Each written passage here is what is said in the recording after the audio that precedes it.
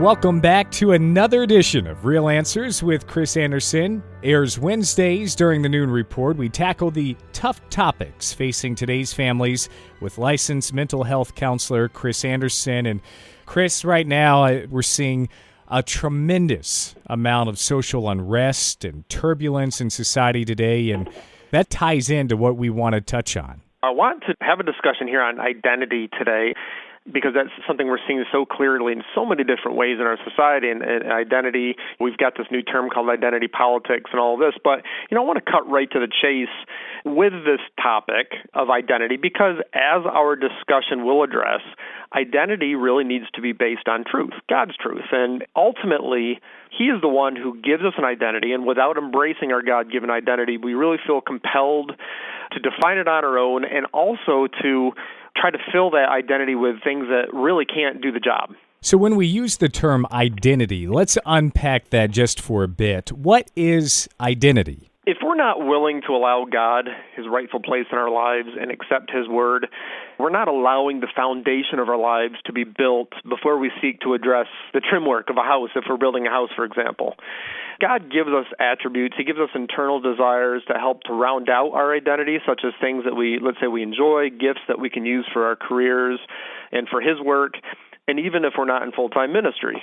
But fundamentally, without addressing the foundation, just like if you're addressing a foundation of a house, a foundation of who we truly are as people, if we're not yet children of God, in other words, without that saving work of Christ, then we're not building on the rock. We're building on the sand, just like the Scripture tells us. So our identity is comprised of our God-given gender, our gifts, our skill sets that we are given, and then also things that we learn as we go and go throughout life. Our desires and interests might change and they get refined.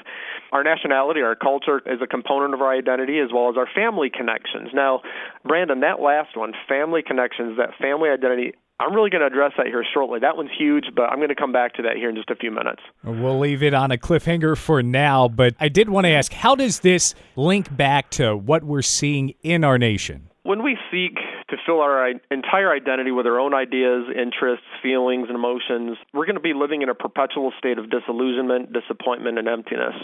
We won't be seeing the whole picture. So much of what we're seeing in our nation right now is a result of people trying to build on the sand. We can see this issue, if we're going to talk about just the racism issue for a second, we're seeing this unfold today, and it just doesn't ever seem to find a satisfactory resolution in what the media is trying to feed us. We just seem like, we can't seem to move forward on this issue at times. But there are so many churches in the U.S. and in other countries too around the world, both in the inner cities, the suburbs, and rural areas, that show us that building a solid foundation on Christ with the identity that He imparts, that we can then cross barriers that society can't seem to cross. So unfortunately, but also not surprisingly, we're not being shown much in the way of successes that the church can show because of politics in our mainstream media.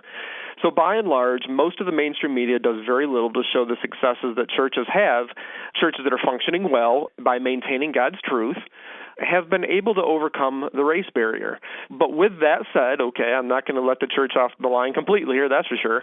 We're still imperfect people, and I don't think anyone who's thinking very clearly about these issues will say, well, we don't really have a problem with racism at all. Well, you're not going to find many people that are going to say that, particularly because there are some churches that can say, here's what God says, here's what our people are doing, here's how they're living it out, and we have at least some of the answers that society doesn't seem to have.